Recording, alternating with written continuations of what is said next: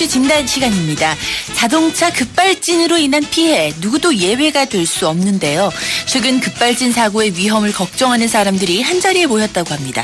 김경배 교통전문위원과 함께 자세한 내용 알아볼게요. 안녕하세요. 네, 안녕하십니까. 네, 며칠 전에 또 자동차 대여섯 대를 파손시킨 급발진으로 추정되는 사고가 있었는데요. 네. 바로 어제 급발진의 진실이란 모임의 회원들이 한자리에 모였다고요? 네. 현대차 그룹과 공방 중에 있는 박병일 자동차 명장이 그 비영리 교육법인에서 사고 경험자와 관심사를 둔 사람들이 모였는데요. 지난 23일 카페에 올라온 경기도 광명시의 그 개인 택시 사고 영상을 분석해 보면서 발생 원인을 토론하고 또 실차 실험 분석 경험을 바탕으로 한 박 명장의 특강이 있었습니다. 네. 도로변에 주차했던 택시가 시동을 걸자 앞에 있던 택시를 밀면서 약 50여 초간을 돌진하는 광란의 질주를 되짚어보는 그런 시간을 가졌습니다. 아유, 대기하던 택시를 뒤에서 밀면서 돌진한 사고. 네. 뭐 다른 급발진 주장 사고가 그렇듯이 운전자가 전혀 제어가 안 됐나 봐요. 맞습니다.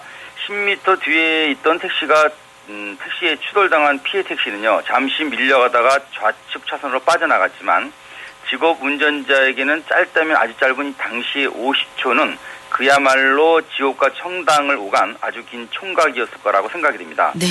사거리 3개 구간을 통과하는 동안 우측 끝차선부터 탄력봉이 설치된 중앙선까지 좌측 우돌 하다가 네. 끝내는 렉서스 추돌 후에 우측 가로수를 바꿔서야 겨우 멈춰선 사고이기 때문입니다. 아, 그렇군요.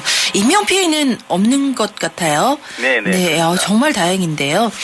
이 급발진의 진실이라는 모임은 언제 어떻게 태동이 됐고 그동안 어떤 일을 해온 모임인가요? 네, 그 카페지기는 6년 전 BMW를 구입했던 사람인데요. 일주일 만에 당한 급발진 사고를 밝히기 위해 카페를 개설하게 됐고요. 네. 현재 회원 수는 비공식 포함 1,200여 명이라고 하는데요. 대법원 패소 판결을 받은 포춘 피해자를 비롯해서 울진의 그 개인 택시 기사가 참석을 해 눈길을 끌었습니다. 네. 여기서 나온 진실은 급발진 특성은 첨단의 전자기술이나 제품 개발라도 견제할 수도 또 방지하기도 어렵다는 사실인데요. 때문에 자동차 전문가인 박 명장은 급격하게 그 스로틀 벨트가 열리는 상황, 그러니까 급발진 상황에서는 밸브를 차단시켜주는 기계적 장치의 필요성을 강조했습니다.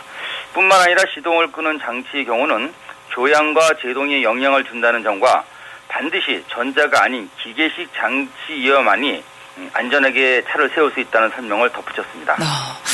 뭐 택시 운전하시는 분들이라면 베스트 드라이버라고 할 수 있을 텐데 네. 이런 운전자 입장에서도 급발진이 일어나면 전혀 손쓸 수가 없나 봐요. 네, 맞습니다. 게다가 이제 미궁에 빠져주는 경우가 허다한데요. 네. 직업 운전자는 운전 경험이 많기 때문에 베스트 드라이브인데도 급발진 사고에서는 속수무책입니다. 지난 5월 25일 오전 9시경 한 달 반 된 신차가 골목에서 편도 2차로로 진입하던 중에 시작되기 시작한 그 굉음과 시속 100km 속도로 가속된 사고도 관광버스 운전 경력 40년차 직업 운전자에 의해서 발생됐기 때문입니다. 예. 당시 그 일어서듯이 브레이크 페달을 밟아왔지만 차가 멈추지 않자 가로수와 충돌했고 네. 아직 이렇다 할 결론조차 없이 지지부진한 상태로 이어지고 있습니다. 이에 대해 박 명장은 제동등이 켜져도 브레이크가 작동 안 되는 것은 당연하다고 말합니다. 예. 고속주행, 그러니까 RPM이 올라간 상태에서는 브레이크의 그 가압 기능을 해주는 진공이 이루어지지 않기 때문이라는 설명을 했습니다. 그렇군요. 그리고 대구에서 경차에서도 급발진 사고가 발생했다고요? 네, 그렇습니다. 굉장히 그 한때 시끄러웠는데요. 대구 스파크의 긴박함을 생생하게 담은 블랙박스 영상이 온라인으로 확산되면서 비롯됐습니다.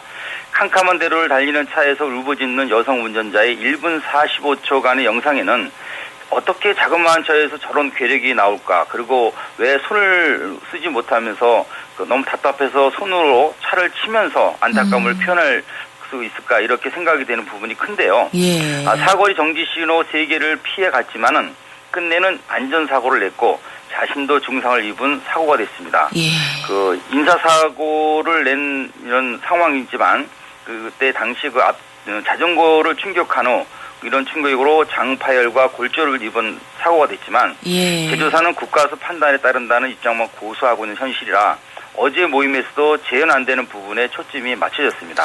아, 재현이 안 돼서 제대로 된 결말을 못 내는 거군요. 네네. 막연한 전자기술의 문제다 이렇게 지적하기보다는 좀 구체적으로 결함이나 원인을 찾을 수 있으면 좋겠는데요. 예, 당연한 말씀입니다. 여기에 하나 더 추가한다면요. 법원이 사실을 입증해야 하는 의무 대상을 좀 바꿔보자 이런 얘기가 나왔는데요. 예. 구매자인 운전자가 급발진을 입증하라고 주장하기보다는 사실 재현이 안 되는 고질적 문제가 있다는 건 누구나 다 아는 상황이 됐습니다. 이제는요.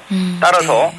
자동차를 개발하고 설계했던 다시 말해 그 차에 대해서 가장 잘 아는 제작자가 바꿔서 급발진 사고가 아님을 밝혀야 한다는 주장이 나온 것입니다. 네. 예를 들어 32비트 IC 하나에는 약 4만 개 이상의 반도체가 결합되어 있기 때문에 응집된 양전하가 한순간 발산될 수 있다는 점도 나왔는데요.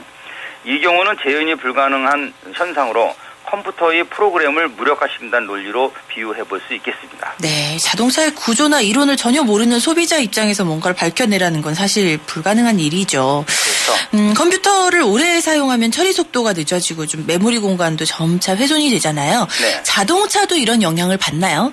그렇죠. 아무래도 자동차 두뇌인 CPU도 컴퓨터와 같은 맥락으로 볼 수밖에 없기 때문에 감시 용도로 2개를 부착하는 경우도 있다고 합니다. 미국 토요타 사건의 제어 프로그램을 분석한 바그룹의 그 발표 내용에서도 그런 유사한 사례가 입증이 된 바 있는데요. 네. 당시 CPU에 장애가 발생되면은 안정적인 제어를 위해서 반드시 실행 프로그램을 여유 공간으로 옮겨줘야 하는데 이런 여유 공간이 없었다는 주장이 나왔습니다. 네. 이는 치매 환자의 뇌처럼 세포가 죽는 치명적인 질병과도 유사하다고 볼 수 있겠습니다. 네. 아유, 자동차 급발진 누구도 예외가 될 수가 없는데 네. 이렇다 할 대안도 없으니까 좀 답답한데요. 네네. 그래도 나름대로 PR 대비책을 마련해 본다면 어떤 게 있을까요? 네, 말씀처럼 대상이 정해지지 않은 교통사고보다 더 위험하다고 할 수 있겠습니다. 하지만 조심한다고 해결될 문제도 아니니 답답할 따름인데요. 그래서 카페지기와 또 회원, 박명장은 자동차 기술의 발전 과정과 변천 시점을 서로 교체해보는 역학적 이론을 집중 조명해봤는데요. 위험성 논리는 기계가 아닌 전자에서 비롯되는데 결집이 됐습니다. 네. 따라서 시동을 거는 차 앞이나 뒤에 서는 것을 피하고요. 예. 또 즉시 출발보다는 잠시 여유를 두는 최선의 그 방법을 찾는 게 좋다고 합니다. 아울러 제동을 정확하게 했는가를 판독할 수 있도록 페달 주위에 블랙박스 카메라를 설치하는 것이 가장 유일한 방법이라고 이렇게 얘기하고 있습니다. 네, 그렇군요. 오늘 여기까지 말씀드릴게요. 네. 고맙습니다. 네, 감사합니다. 지금까지 교통 이슈 진단 김경배 교통전문위원과 함께 급발진 사고에 대한 이야기 나눠봤습니다.